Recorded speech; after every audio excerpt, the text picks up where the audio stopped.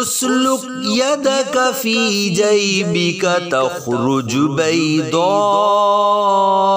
من غیر سوء وَاضْمُمْ إِلَيْكَ جَنَاحَكَ مِنَ الرَّهْبِ فَذَانِكَ بُرْهَانَانِ مِنْ رَبِّكَ إِلَى فِرْعَوْنَ وَمَلَئِهِ إِنَّهُمْ كَانُوا قَوْمًا فَاسِقِينَ۔ اپنا ہاتھ گریبان میں ڈال، نکلے گا سفید چمکتا بے عیب، اور اپنا ہاتھ اپنے سینے پر رکھ لے خوف دور کرنے کو۔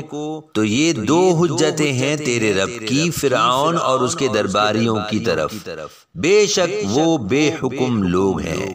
قال رب انی قتلت منهم نفسا فأخاف ان يقتلون وأخي هارون هو أفصح مني لسانا فأرسله معي يرد أن يصدقني إني أخاف أن يكذبون۔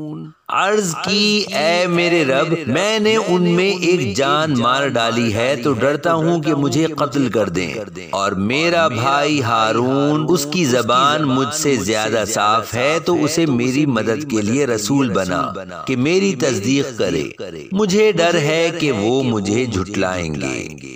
قال سنشد عضدك بأخيك ونجعل لكما سلطانا فلا يصلون إليكما بآياتنا أنتما ومن اتبعكما الغالبون۔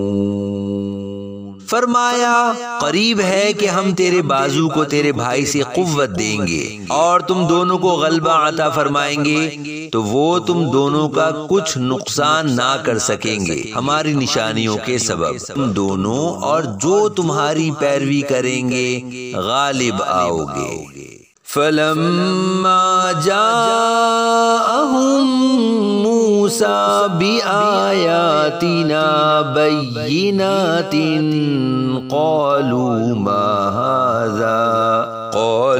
ما هذا إلا سحر مفترى وما سمعنا بهذا في آبائنا الأولين۔